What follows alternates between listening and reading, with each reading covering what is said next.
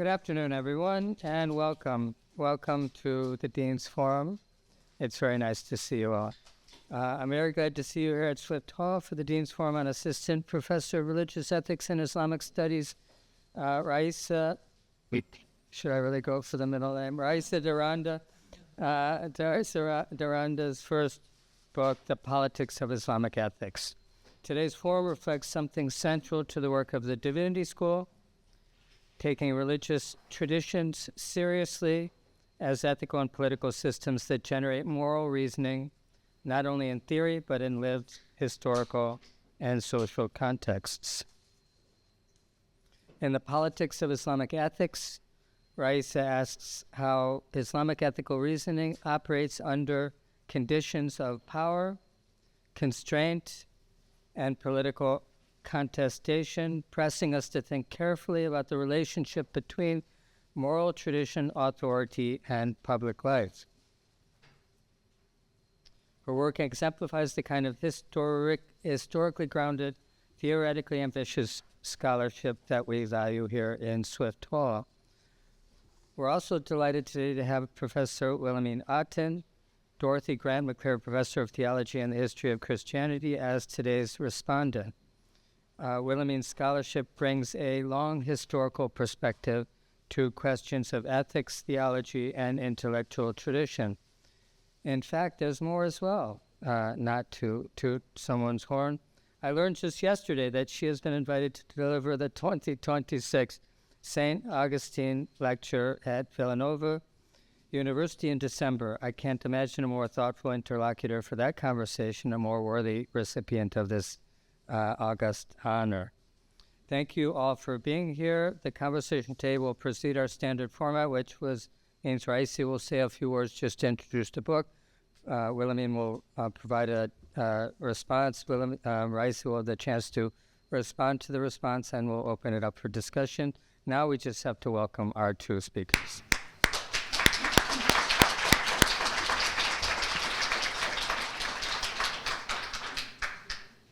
Well, thank you to Dean Robinson for the kind introduction and to all of you for being here today. It's been wonderful joining the Div School community over the last year and a half, and I want to use my first 5 seconds at the microphone to really thank my new colleagues here in the Div School, especially in my two areas, and also my students and the amazing staff of Swift Hall for the kindness and the support that you've shown all of us, meaning all the people in my family that came here with me. And finally, special thanks to Willemien for agreeing to serve as a respondent today. I really appreciate it, and I very much look forward to our conversation. So this book that we're talking about today is the result of my doctoral research, which I began at Princeton University in the year 2017. As I never tire telling my own students, this book really is a cautionary tale, because it looks nothing like what my prospectus had imagined. Literally nothing. I opened it this morning again. I guess I have a second book there. Different thinkers, completely different texts, completely different argument too. Why? Because anyone interested in human nature and Islam, or this idea of the fitra that we're talking about today, is usually told about the Quranic origins of the term and its theological significance as a basic awareness of God that is natural to all human beings. As a consequence, much contemporary discourse, scholarly and confessional alike, focuses on how one concept of human nature in Islam is an equalizer. It is all about what we share as humans, creating a sort of common ground. But when I began working on my first dissertation chapter, focusing on the famous tale Hayy ibn Yaqzan by the 12th century polymath Ibn Tufayl, this is not what I found. Humans in the tale are described as at their core differing, in particular when it comes to their intellectual capacities. This difference is the basis for Ibn Tufayl's musings about whether or not the smartest among us should live in society with others, less smart people. A most curious find for someone like me who thought they would be reading about equality and theology, maybe a little bit of natural law, not hierarchy and philosophy. And so I embarked on a very different chase, a search for the beginnings and impacts of this rather unusual reading of fitra. I ended up digging into Ibn Tufail's predecessors, chiefly Ibn Bajjah and Al-Farabi, and his successor, Ibn Rushd. In the end, I discovered two things. First, thinkers in the tradition of classical Islamic philosophy, or those who engaged with the Greek philosophical heritage in their Islamic contexts, used the Quranic fitra to talk about humanity in a hierarchical way. Rather than focus on what human beings share, these thinkers were interested in propping up differences. This leads me to my second point. Each of the four thinkers I engaged used fitra in their own way, often even with some flexibility within and across different works. In the case of Al-Farabi, Ibn Bajjah, Ibn Tufail, and Ibn Rushd, we see fitra do work in fields such as logic, mystical speculation, and theories of religion, law, and virtue. And in all of them, fitra is explaining a variety of inequalities as innate. However, politics is never far from their discussions. As I argue in the book, the idea that humans are naturally differing in capacities, abilities, preferences has above all political implications for these thinkers, affecting questions such as, are humans naturally social? How can different humans live together if we really are so fundamentally different from each other? Can human beings flourish in isolation? Must they choose isolation? If so, why? It comes as no surprise that my thinkers were elitists, thinking the smartest should be in power.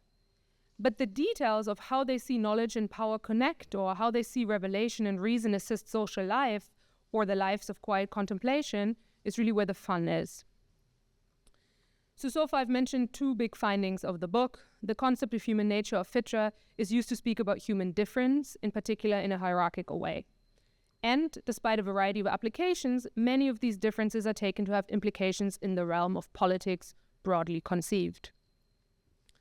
But there's a third point that I seek to make, and that one is in some way about the significance of my errors as a graduate student writing a prospectus. As I argue in the book, my study of fitra powerfully underscores that we cannot simply assume the stability of basic ethical concepts, nor the proper cast of people to draw on in our inquiries, or the questions to ask them. This kind of predetermined approach would do a disservice to the field by flattening out the actual intellectual history that we seek to engage with in the first place, and that shapes our contemporary categories and ideas about ethics and the history of Islam today. So in the end, I hope that my book contributes to a historically grounded, methodologically robust, and philosophically inclined study of normative Islamic thought that does justice to the complex, engaging, and deeply influential nature of that thought. And with that, I will hand things over to Willemien. Thank you.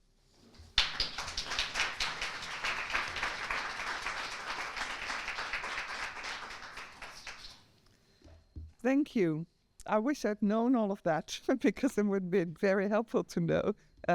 So maybe I'll say some things that you may disagree with, but I'll give it my best. I do not know much about Islam, I'm ashamed to say, even though I hail from a country with a sizable Muslim minority. But I never felt the urge to pick things up, never learned a language or studied the culture. I did, of course, have to take an exam in Islam. This was part of my theological education, as we did in all major religions, so also in Buddhism and Hinduism. But Islam was taken the least seriously, and that reflected also on whoever taught it. Not that they were always defensive scholars who taught Islam, but I know from my experience as a dean, for example, that very often they did not want to be exposed in the media because of the notoriety that their views could bring. I tried to argue with them, but in the end I was forced to give up. And that was the situation not only in the Netherlands and Belgium, but also in France, where I know a medievalist who gave up talking about the Middle Ages, especially its Arabic commentators, because he was fearful of being identified not so much with them, but with the religion they represented. What I've therefore always been struck by when I came to the US to teach religion, and have commented on to various colleagues, was the professionalism and non-defensiveness with which Islam was studied here. I could have a discussion with a colleague in Islam, or they could have one with me, where our swords were not drawn, you could each defend your ground and hold your own. That's why I'm unabashedly grateful to Dean Robinson to have invited me for the task of opening up the discussion about Professor de Rande's important book, The Politics of Islamic Ethics, and even more to Professor de Rande herself for having written such a fascinating book. And let me pronounce her middle name since it's Dutch. Raissa van Doetinchem de Rande. Let me try and open up the conversation now. Since I've already confessed to being an ignoramus in this field, I thought it would be good to concentrate on a title, not so much as a shorter text, dare I call it a shortcut, but rather as a place from where I can shoot some arrows.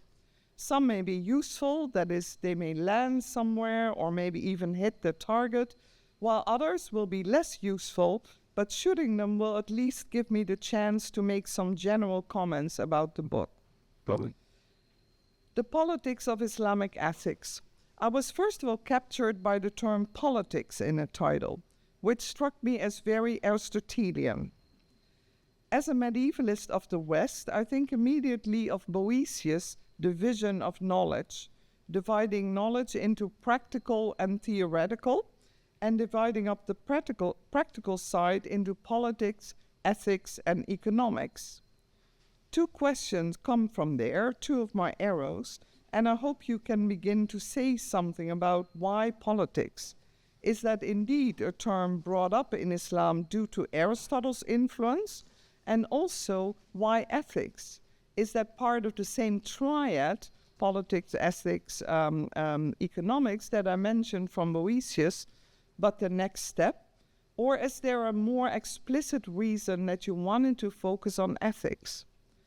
While I find it truly interesting, I can also see you go from politics to theology, say, which is for Boëthius the highest rung on the theoretical side of philosophy. I'm honestly curious to find out why you chose ethics, and in case you followed the Aristotelian, known to me through Boëthius' triad here, why leave off theology? Theology has a complicated position in Aristotle when I think of the divine entelechy, but also a deeply puzzling one to me, as I'm more of a Platonist, which leads me to ask you about it. And maybe, if I can be a little bold and refer back to my introduction, did you leave it out because it would confront us with what in Europe is often seen as the downside of the Muslim religion, a demanding God? And this leads me to two other questions, and they have to do on the one hand with hierarchy and on the other hand with philosophy. They come out of my reading of your book, so not just out of the title. And my questions here precede some more precise questions that will follow and have more to do with a close reading of your book, and of course with the notion of fitra. First, the question of philosophy.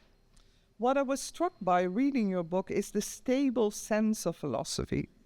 Philosophy seems to function as a stable through line.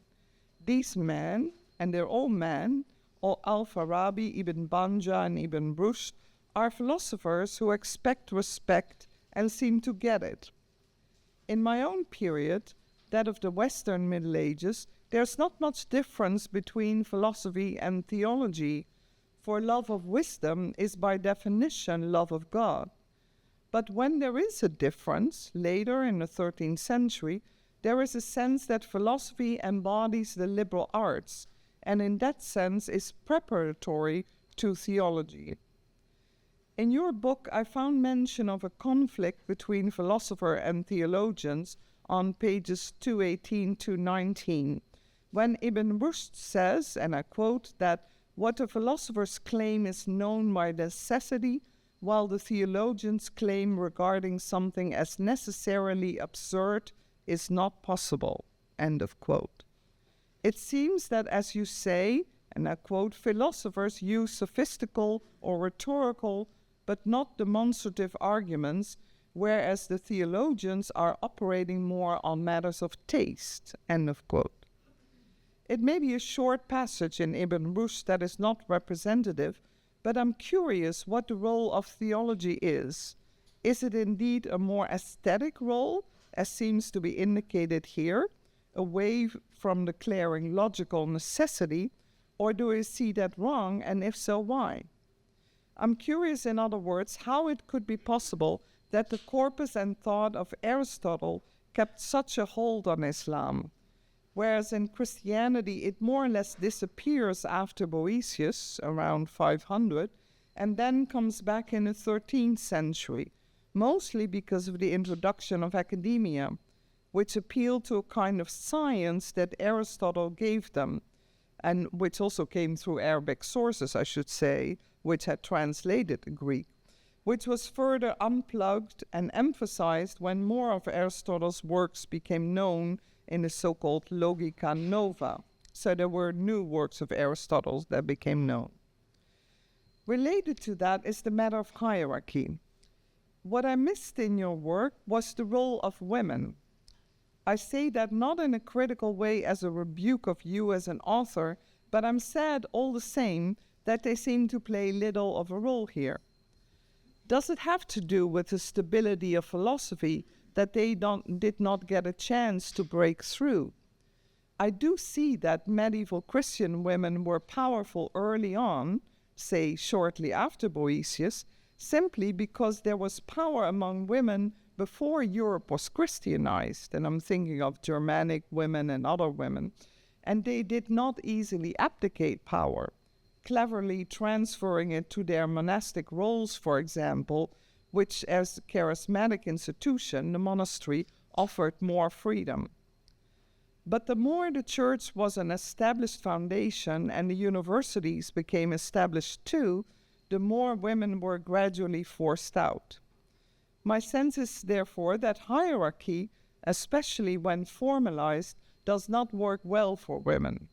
And I hence wonder whether hierarchy is to blame in Islam as well. There has to be order, but the order that is hierarchically established is one that allows for little latitude for women. Forgive this long introduction with potentially external, but nevertheless for me and for other lay readers of your work perhaps, imperative questions of clarification, and let's get to the heart of your work and the notion of fitra. I must say that I really admire your work in carefully laying out the meaning of fitra, and I now understand better after your introduction why that is. And I appreciate that you focus on it as a way to make clear what goes on in Al-Farabi, Ibn Banja, Ibn Tufayl, and Ibn Rushd. And forgive me once again for asking questions that may not be all that germane, given that I come from such a different area of culture. Nevertheless, here are some of my author-centered questions. 1. In chapter 1, you focus on Al-Farabi, calling on the tension between Aristotelian logic and Platonic politics. I want to focus on a comment on page 53, where you say that for Al-Farabi, and I quote, "There is a general fitra that marks humans as a particular creation of God, as well as particular fitra across different peoples that result in their different characteristics," end of quote. You go on to explain that in terms of scholarship in knowledge of logic, very Aristotelian. But let me ask in terms of politics, since I like that quote quite a bit, where do you see the connection between the creation of God, people's natural state, in other words, and the cultural diversity of people? To put it differently, is there a limit to what we can say about people's diversification that does not make them uphold the dignity of the creation of God any longer, and hence no longer qualify as such? I link what you say on page 53 here to what you say on page 84, where you say that, I quote, "Al-Farabi is a lot clearer about how fitra distinguishes different groups and individuals rather than how it unites them," end of quote. I guess my question here ultimately relates to tolerance. How much tolerance is there for diversity? Is there a limit to it? And is fitra a category in defining tolerance? Now to chapter 2. In chapter 2, on the mystical individual and community, you talk about the role of the exceptional philosopher in Ibn Banja and Ibn Tufayl. This is quite different, in other words, as we now go from community and politics to sociality and solitude. Nevertheless, this is still important for the larger question about the politics of his ethics. Given the dean's reputation in Ibn Tufayl, and I've been one to comment on Ibn Tufayl when he, the dean, taught him very successfully in the intro master class, I want to ask about him now, so focusing more on the solitude aspect of Ibn Jaksan. The question that interests me here, also coming from a situation of Christian mysticism in the Middle Ages, is the statement you make on page 151, that how, I quote, for Ibn Tufayl, access to the truth philosophy seeks is limited to very few, while the message of the Quran order the lives of most, end of quote. You then go on to say on the same page that, I quote, by their fitar, the few and the many are not only distinct, but also separate beyond communication or saving. The most excellent is unable to teach even the most educated person of deficient fitra, end of quote. My question here is one of hierarchy again. What are the limits of hierarchy in reining in the philosopher, or helping him somehow fit the needs of the community? And why is that primarily a religious question and not, say, a philosophical one? Because it seems you say on page 177, and I quote, that Ibn Tufayl leaves open in all of this whether there is a religious life for the philosopher. While the discovered and revealed paths are compatible, it is not clear if God prefers one to the other, or if the messenger's mission is universal, and his demands apply even to those who live in isolation and directly access to the divine. End of quote. And finally, a last question about Ibn Rushd, the topic of the last chapter on revealed law and egalitarianism. While I meanwhile got more of a sense reading the book what fitra really stands for, an intellectual capacity to reason and to access the truth that is not equally distributed among humans. That's on page 177. Ibn Rushd seems more of an optimist, as you call him, who grounds fitra in humanity's relation to their maker. That seems to go more with the leveling and religious thought of the scriptural interpreters, you argue on page 180, and less with Aristotle, as I may conclude then. My question is actually whether the latter is true. But not only that, is it true that a single individual cannot achieve much through fitra alone, as you need teachers and education? Page 194.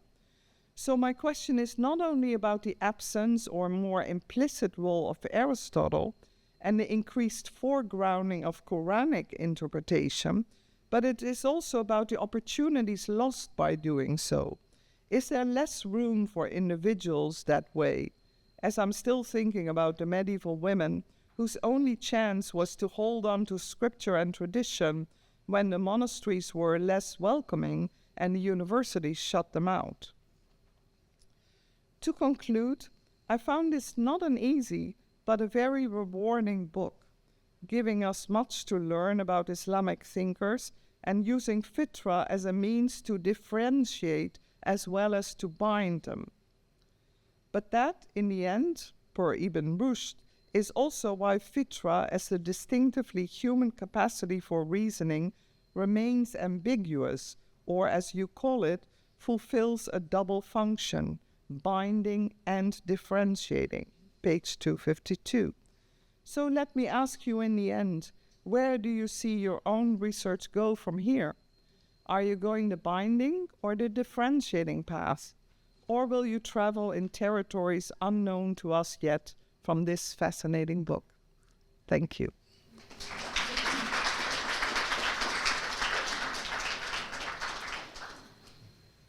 Okay, great. Thank you. Maybe I'll go like backward. Yeah, that's Like the whatever.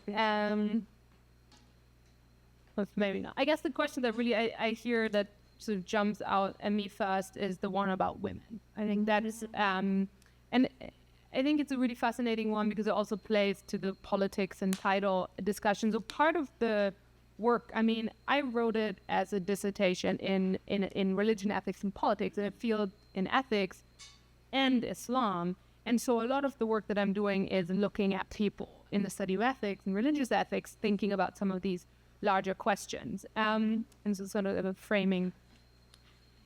So on the issue of women, I think what's interesting is there are women there, and I actually, in between working on the book, I published a separate article on the role of women in Farabi, in those four people essentially, and what they have to say. And part of that article is to show that they don't agree on the ways in which gender or sex intersects with the fitra. And so interestingly, Ibn Rushd is actually the biggest champion who thinks women can equally be rational as men, and he actually bemoans the fact that women are not more involved in political leadership, given that they have this potential. Farabi sort of, in terms of philosophizing on the worst end of things, he's very clear about the fact that women are eternal children and cannot hope to fully reach the rational potential, the potential of their rationality. And he also, in that vein, discusses people that we today would describe as having mental disabilities or things like that. And so he sees them all in a category of sort of treading the line of not the fully human. And so I think that gets at a different question that we're asking. Interestingly, Ibn Rushd, for example, has the sort of highest esteem for women. He also has the most extreme views on people who don't meet the rational capacities that women and men can meet. And he's very clear in his comments on the Republic that what we probably today would describe as euthanasia is a sort of good political tool. To just, people who are beyond saving, whether they're depressed or physically or mentally incapacitated, should be disposed of. So that's on the kind of women, they do engage those questions, but they're not very prominent. The interesting example, I think, in all of this that my article also then talks about is Ibn Tufayl. Because women are, there's a famous article on the male utopia of Hayy ibn Yaqzan, and it's all men, and we know that in his source materials, as far as we understand, there are female figures, and they really get written out, and the only thing we have is a female animal. And so, there's some interesting questions there. I think in the article, and generally, it segues with what I want to say about the political potential of Hayy ibn Yaqzan, which is, that gets at your question about the limits of the philosopher. In my understanding, Hayy ibn Yaqzan, what it really does in the end is completely negate the political potential of the philosopher. So while Al-Farabi had been very naive about the idea that those who are the smartest will be in power, they'll be philosopher kings. With Ibn Bajjah, we already sort of get questions about, is that really, if that's not the reality, what can the philosophers hope for? Can they reach happiness by themselves? And then in Hayy ibn Yaqzan, we get the most extreme version, that the philosophers cannot teach people. There's two ways. Everybody's created for the life that, for their way of knowing things. And those who are true philosophers are stale. They are impotent. And I think they're impotent both politically because they live on an island, and in reality, they are two men on an island. So there's not even a sort of reproductive aspect to this philosophical challenge. So I see those things actually work nicely together as a kind of narrative device in which it's really just a dead experiment. I mean, philosophy, now I don't necessarily want to put that into like older narratives about, the kind of like maybe what we think of as Straussian ideas that philosophy is dangerous and, it's being, sort of has to be put out. But there is, I think, a gesturing towards the fact that this is not a viable political thing, and that the Quran, or it doesn't even, so explicitly talk about that, but like revealed knowledge is in fact what brings order societies, brings people to salvation, and is the basis of law. So I think those questions work nicely together. And I should add, I actually see them, I think I mentioned this in my campus talk when I came here 2 years ago. I do see their ideas about philosophy and politics sort of responding to each other in a grand scheme. So Al-Farabi starts us off with this kind of naive idea about philosopher kings. Then we get this Ibn Bajjah, Ibn Tufayl, the extremity, like, no, it's not always like that. Philosophers aren't always in power, or they shouldn't be in power, with Ibn Tufayl. And then Ibn Rushd kind of brings things back and says, well, they can be, but also he really affirms the social place of education, and kind of and tempers these ideas that there are, as we see with Ibn Bajjah and Ibn Tufayl, any dreams of having all this knowledge on an island, kind of thing. So I see them sort of in a large conversation. Which I guess the title, which brings you back to your question about the title. First of all, for all the younger scholars in the room, you have very little control over your title. Yeah, I sometimes forget what my title is because it was changed so many times. This is the title Cambridge University Press liked. Why is there the politics of Islamic ethics? So there's two things. I think there is, to come back to my first point of the sort of Sitz im Leben of this dissertation,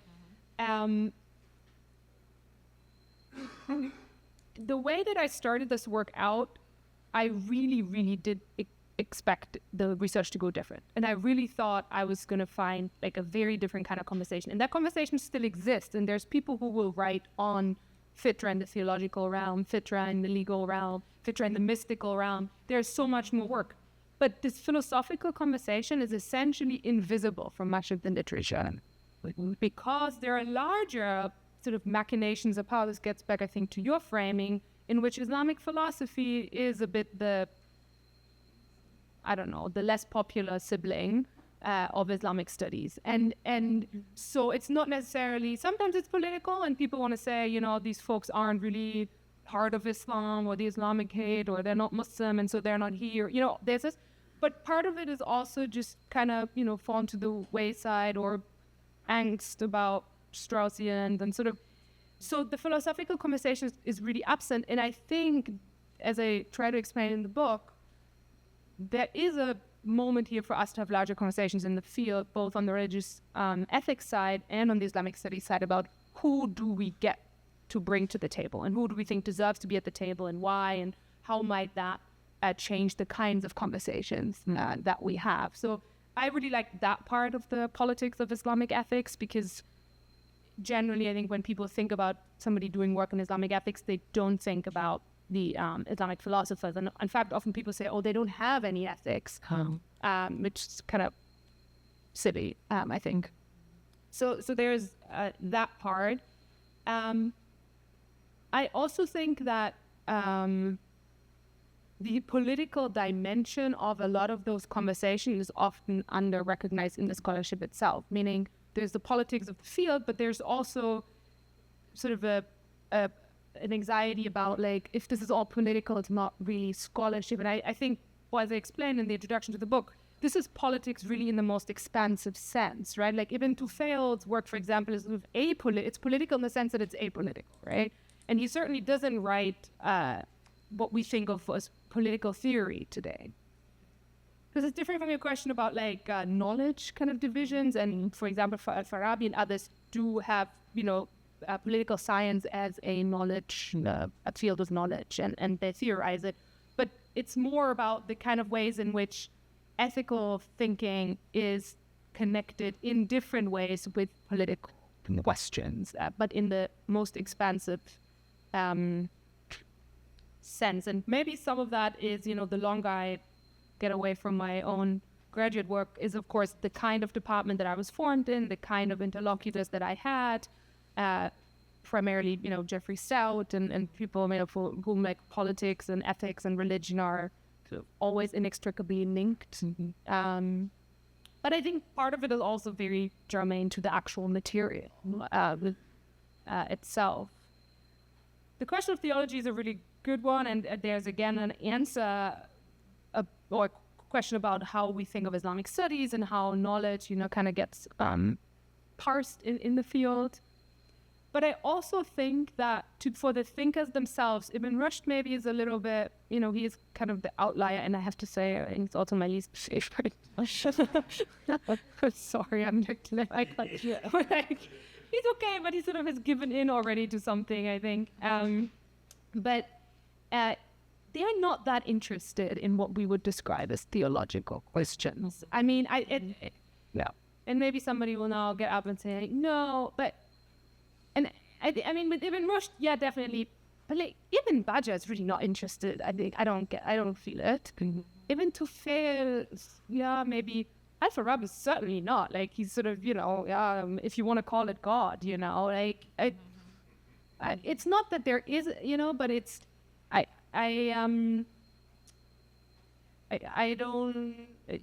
think what we might think of as theology kind of thing is another dimension that I'm not as engaged in. There is excellent stuff on fitra in the theological discussions, and some of it's not just a question of time. I mean, we have Ibn Hazm in Al-Andalus, who is much, sort of early version, like Farabi-ish time, and he asks much more theological questions. He's interested in fitra in the theological sense, right? So I think we're also just dealing with different knowledge discourses and different commitments and assumptions.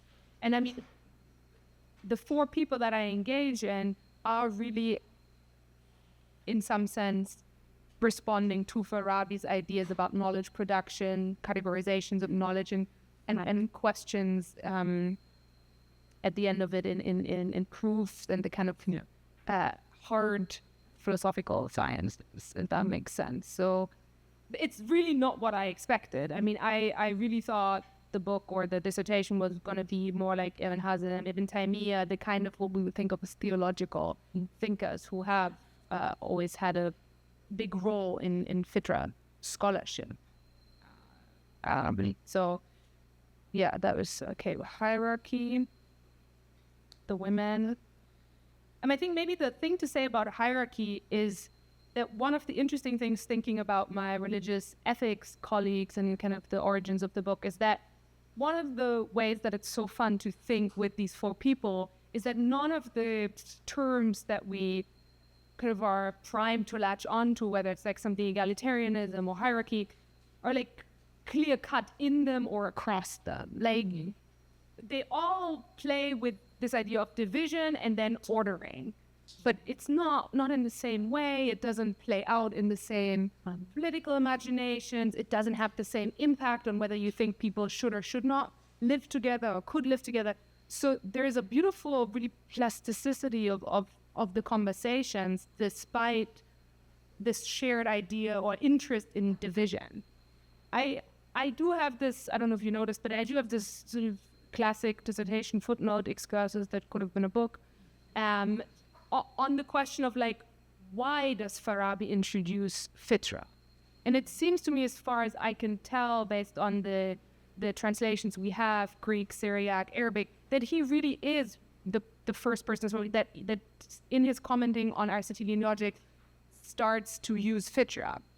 And I'm mused that I do think he's interested in thinking through and propping up something like the myth of metals, or like some sort of anchoring, looking for a word that gives immediately his audience a sense of like, oh, there is a createdness or a givenness to this difference. Yeah. And I think that explains a lot of kind of what happens afterwards. And I mean, you were very kind to not press me on this, but I always used to joke, I think in my defense, I said that, like, I've spent 4 years on fitra, please don't ask me what it is. Yeah.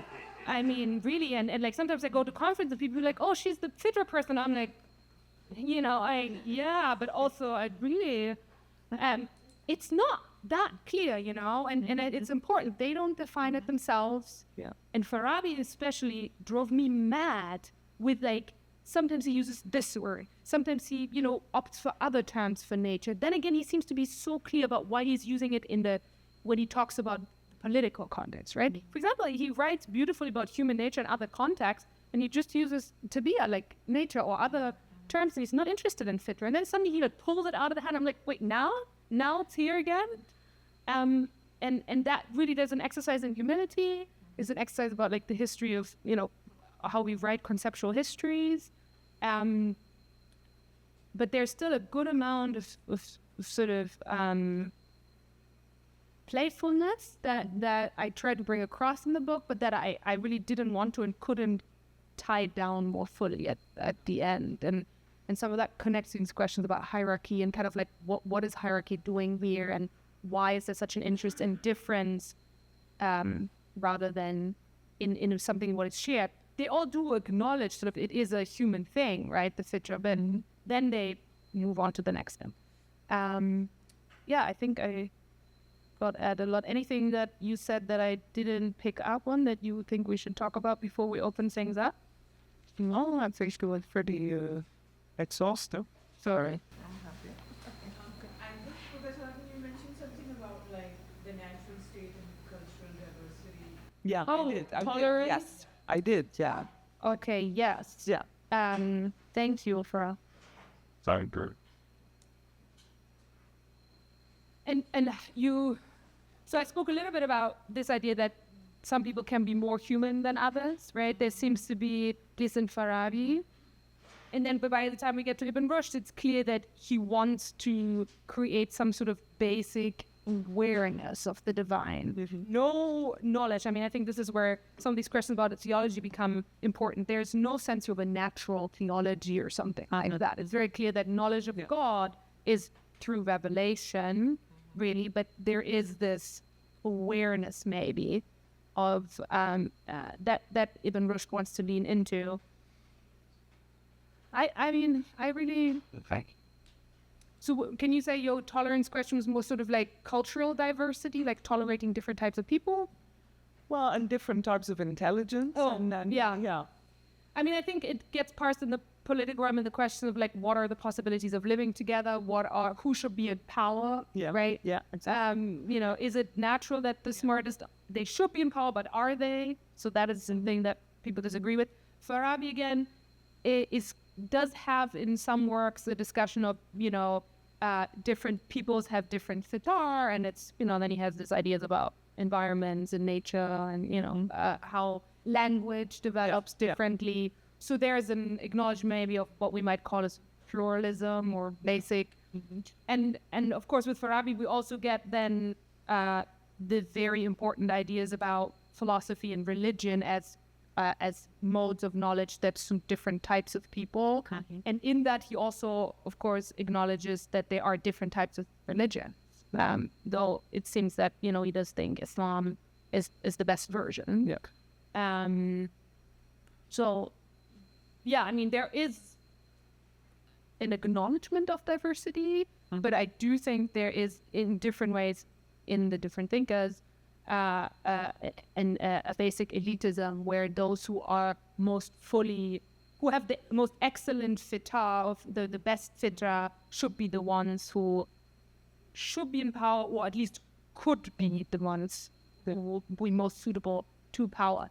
And I think maybe to close with that, the basic acknowledgement that fitra continuously gets qualified is sort of wild to the kind of project. When I started out, I thought, oh yeah, you know, it's just nature. But those thinkers, they really are interested in qualifying. People have defective fitra and excellent, you know, this, and the adjectives of choice here are pretty stable throughout. They really stick with this nomenclature of the excellent and the deficient, which had been virtually absent from the literature that I wrote the respective to. So, so I guess a little bit of binding, but a lot of difference. Which is why I sometimes feel very apologetic when people ask me about my work. I'm like, I don't endorse these people all the time.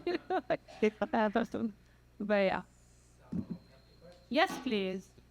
So in the conclusion of your book, you point out that this is a book about fitra, yes, but it is also sort of an example of a methodology that examines sort of ethical and political systems through a very close tracing of an ethical concept here, fitra, through different thinkers and through different historical time periods. And I really like this method, and I'm wondering if this could be applicable to other concepts, or if you even chose to focus on fitra because it would allow you to engage with this kind of really expansive methodology. Yeah, I mean, I think it's a little bit of both. Thank you. I sometimes joke, I think when Professor Miller retired and I spoke a little bit, I joke, I mean, to our colleagues in Christian thought, like if I said, Willemien, what's the concept of rationality in Christianity? She'd laugh at me, you know, she'd be like, what do you mean? But these are questions us Islamicists get all the time, right?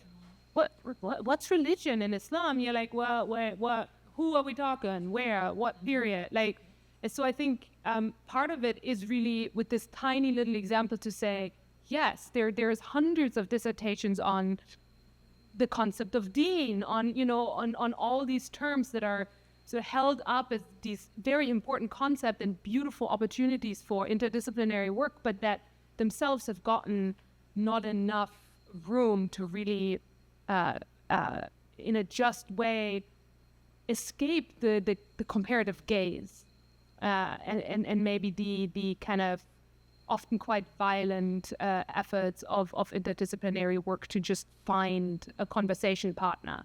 So yeah, I mean, I would say I saw myself obviously alongside many people who've been doing that kind of work in Islamic studies, and also a lot of people in religious ethics who've begun doing this kind of work on and in Jewish studies and in Jewish ethics and so on and so forth. So thank you, Professor Duran. Do you hear me? Thank you for this lecture and the discussion. I have two questions. My first is one of the things that I think was really interesting during you lecture and just reading some of your book as well is how oftentimes in the talking about politics of the field itself, the philosophy of those pre-Pentateuch philosophers or Neoplatonist philosophers are often seen as sort of more rationalists. They use more demonstrative proofs. They're often even just in the revival of their writings and the editorial work that happens in the modern period. Part of the promise is that these are, we have to stray away from theology and from the restrictive bounds of theology and move into philosophy as this more open-ended. And the same could be applied also with certain theological schools. The Mu'tazila, for example, often seen as sort of the most rationalist, but oftentimes, like as from studying the shows in the Mu'tazila, there is always a lot of philosophical, acumen. Often comes with a kind of elitism and a kind of closedness towards diversity that's present in theology, and it seems pretty present in the authors that you work with. And I'm actually what even made me think about this more is because the more optimist and the least, I guess, hierarchical, if you want to use that, is in Rushd. And Rushd is the closest to the theologians. Myself is a legal scholar. This comes from a family of legal scholars. And so I wanted to, what your thoughts are about this dynamic, right? So that's one question. The second one is about, forgetting now.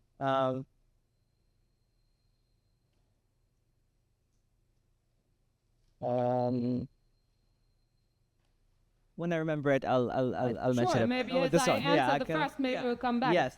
Yeah, I mean, so there is the kind of move, or there used to be the philosopher our saviors for, Islamic thought. They're like super rationalists and yay. And then there was a kind of, maybe there aren't, all that they are made out to be in secondary scholarship. I think there is an interesting discussion that's sort of starting, people are working on is, what was the internal reception of some of the arguments? And I do this on the Ibn Tufayl chapter. We do get early commentary, like Hayy ibn Yaqzan was not a bestseller in the Islamic world, right? I mean, there is this whole thing about people love it, and there's a lot of sort of early modern history, and somebody brought back the manuscript, blah, blah, blah. In the Islamic world, we immediately get sort of responses say, well, that account of fitra is completely insane, right? And it undercuts most of our commitments, and it's disturbing in the kind of elitist vision that it propagates. And the same, I think, is true of the larger philosopher project in politics. So we have the book that Andrew Willemien on Ibn Taymiyyah's, what is it, democratic, what is? It's all Ibn Taymiyyah's politics. It's a subject. And he makes it very clear that by Ibn Taymiyyah's time, people are really tired of this kind of view of human nature, and that it really devalues the people, right? And it's because they're not just the people, they're the masses. And they are faceless, they are nameless. And this kind of brings me to my second project, but in Al-Farabi, they also just kind of die, right? I mean, the sort of the larger soteriological questions, like, nobody cares. Or at least Farabi doesn't. And I think we can be interested in these people and think they're important to our training and to our history of our study of intellectual history, and still acknowledge that, of course, in the history of Islam, they're contested, right? And I mean, this is only if we think about the history of Judaism or Christianity or any other tradition, I think just as true, right? For me, those are some of the most exciting things to see the afterlife of those discussion. And Ibn Rushd is a great example, I think. And we didn't talk about this, but there's also a point, I think, by Ibn Rushd's time, Kalam has more fully developed, right? We have more kind of, same with tafsir. It's unclear by Farabi's time, like, he uses fitra, but like, what's his conception of fitra? I did do some work in the book to try and get a sense of the early tafsir tradition. I have an article forthcoming on that. Kind of, even there's diversity. So by Farabi's time, it's not even clear what people really thought fitra meant, right? So there's also these important larger questions about just, the development of different Islamic sciences. But I guess, did you want to say, yeah? Yeah, no, just maybe one comment in between. Because I was also struck by that you say on one hand you find Ibn Rushd the most boring of your authors. On the other hand, I see him too as more egalitarian. Yeah. And I'm wondering, because he is closer to theology or the Quran or something, and here I'm thinking of how it worked with Christian women. I think they didn't have access to philosophy, they weren't trained in philosophy, but scripture gave an alternative universe in which they could qualify themselves, and then as a result also make theological statements. And I'm comparing, say, Augustine with Abelard in the 12th century. Augustine has this notion of original sin that comes through sexuality. And I've thought, and you often read that he was oversexed, and so he only thought about sex. But I think that's a very democratic move, because everybody has sexuality. Whereas Abelard wants to go more the rational route, but then you're stuck with hierarchy and so on, and you have unevenness. So I do see that somehow scriptural reasoning can be more egalitarian. That's basically what I'm trying to say. That's what I see in the development of Christian theology. And so I wonder if that's coming to the fore with Ibn Rushd. Yeah, I think so. I mean, I don't know about the women necessarily, or if it works in the same way, but there's certainly, I would definitely see him as more democratizing knowledge and sort of creating the common ground that everybody in some sense needs to be engaged with the revealed knowledge, even if it's just, as Ibn Rushd might say, as a means to communicate and kind of create social cohesion. But absolutely, I mean, there's more of an emergence of a democratized idea that were like at least spreading maybe. There was something else, but no, I lost my train of thought. I remembered my second question, if I can say it. Sure.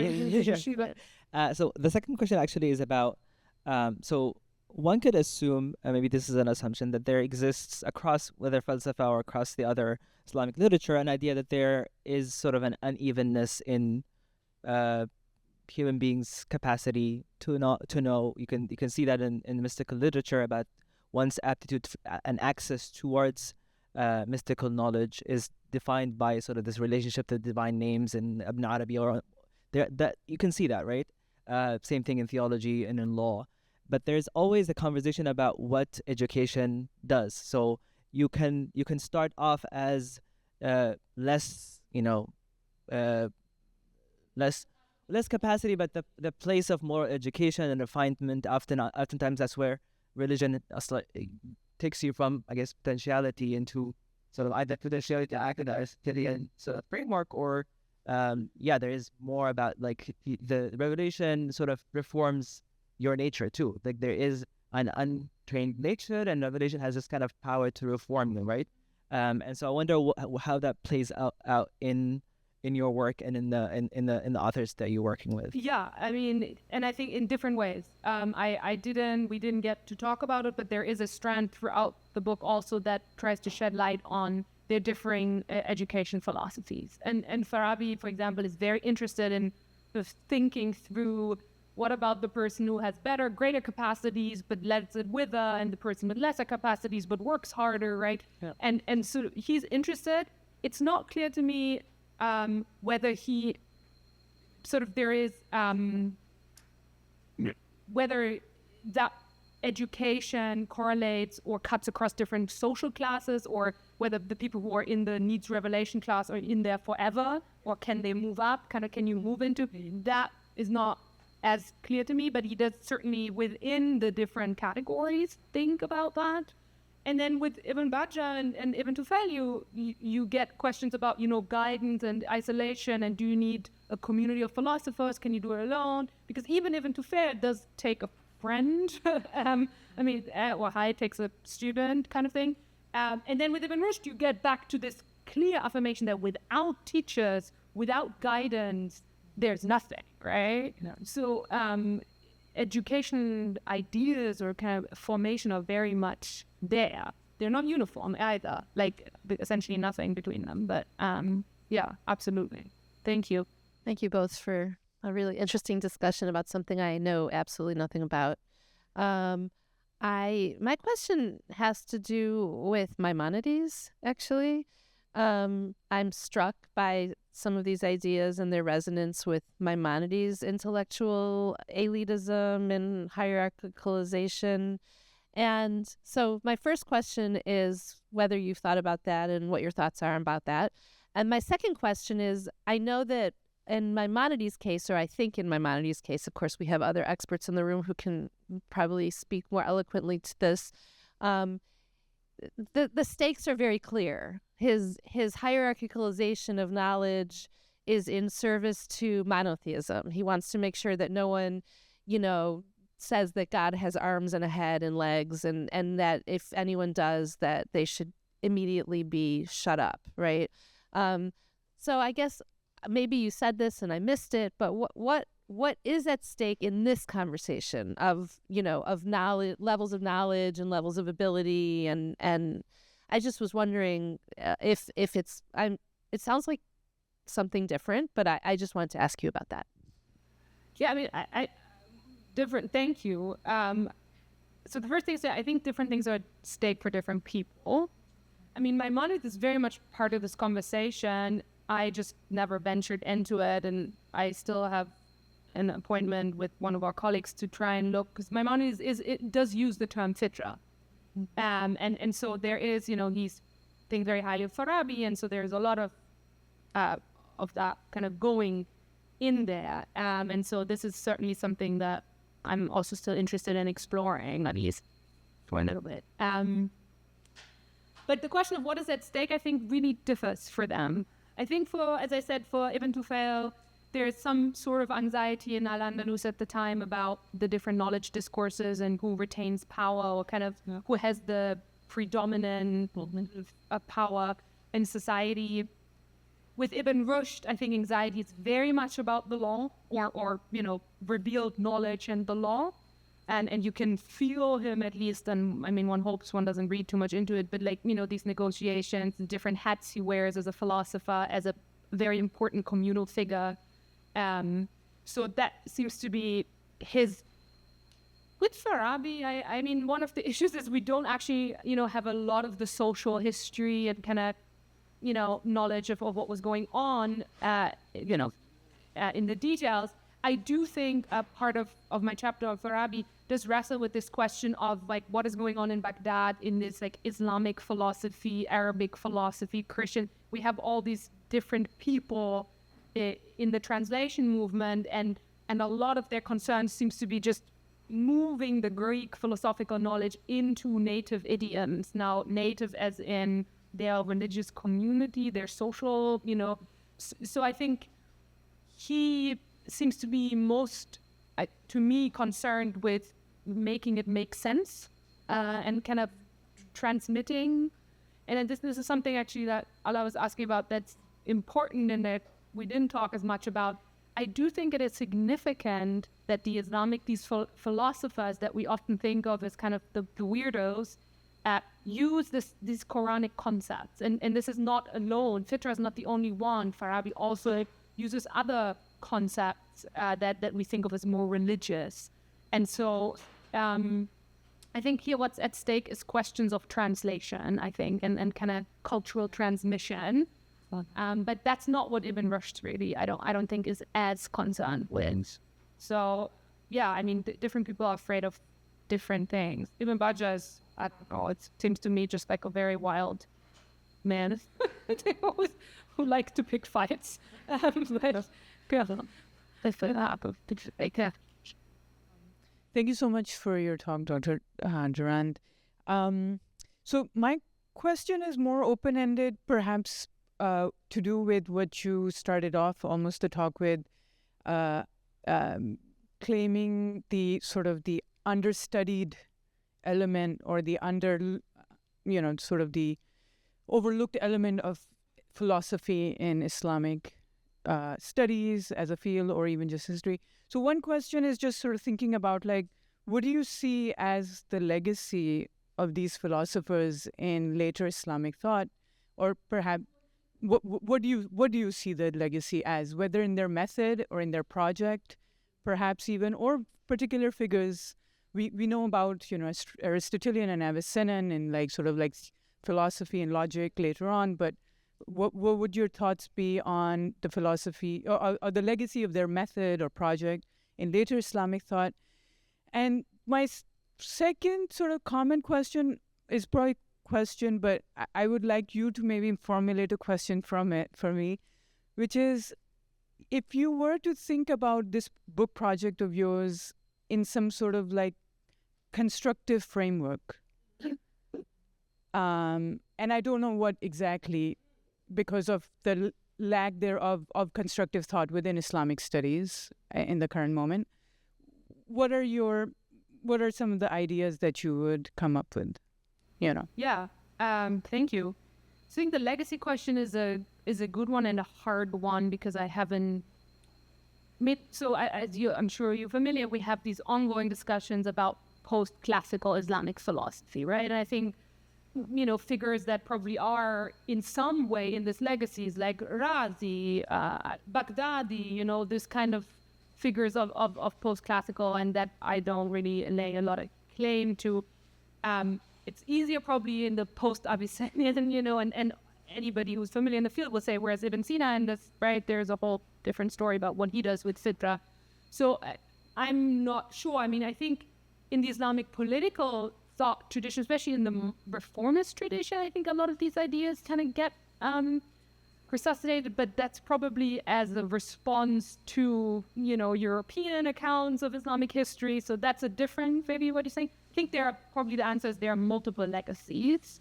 And you know, the people who are working, I have lots of colleagues who are working most directly on like the Razi kind of in that vein. I do think there's also a lot of kalam that, you know, we're just seeing work emerging now on the early in kalam where there's probably a lot more cross-pollination than what we assume. And and this was just, the tafsir work that I did in the hadith work, it seems like these philosophical conversations are very present in these commentators. And so it must have been in the ether. But I mean, we don't just have that work yet, really, on the kind of sort of thicker descriptions of these kinds of discourses. And I think we have students who are starting to chart that. It's probably a lot more there and a lot more diffuse than it's often been described. And just based on what I did on tafsir, that these questions pop up when people consider them, and so it's probably there.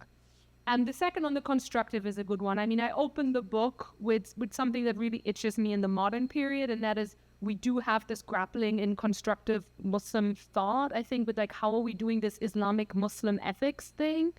And I'm obviously really excited about it, and I think it's really important work. And I do worry about sometimes the kinds of discourses that get pushed to the forefront and what we lose by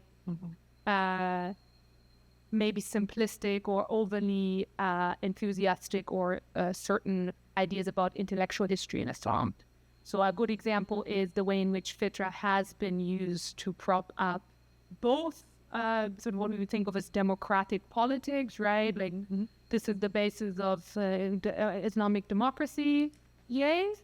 And then also on the other hand, kind of discourses, especially in gender, sexuality, marriage stuff, where people are kind of like, fitra makes it clear that there's two genders, or, women really have this social role, when people in legal scholarship like Marianne Katz have shown that that's really not the case. That, those fitra as a source for conservative gender, marriage, and so that is a pretty modern move. So I think I hope that I open up with many other people like Zahra Ayubi, for example, who've done this exact work, open up conversations to say, yes, we want to do this constructive work, but we need to be attentive to the entire breadth and depth of the Islamic intellectual tradition, even on central terms like this, right? And we have our colleagues who do this on Deen, on Sharia, right? I mean, that's really the current moment, right?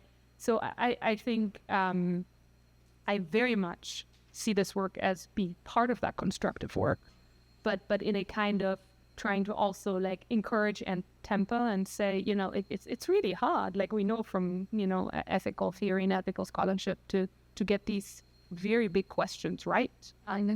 Does that get anything? Thank you for the questions. One question that you didn't answer is where are you going next with your Yeah. I mean, I don't know if you can't tell from this. I love Farabi. I mean, and it's so embarrassing. It's like so embarrassing. I mean, it really is like such a bad guy. I mean, so I really hope the next book will be just on something actually that connects virtue, the philosopher's contribution to virtue discourses, and how people like Farabi lay a lot of the foundation of what we see in the medieval Islamic virtue discussion, and what are they doing, and kind of what are they opening up, and so it's on. Hopefully, the next book is on Farabi's ethics and politics. Virtue.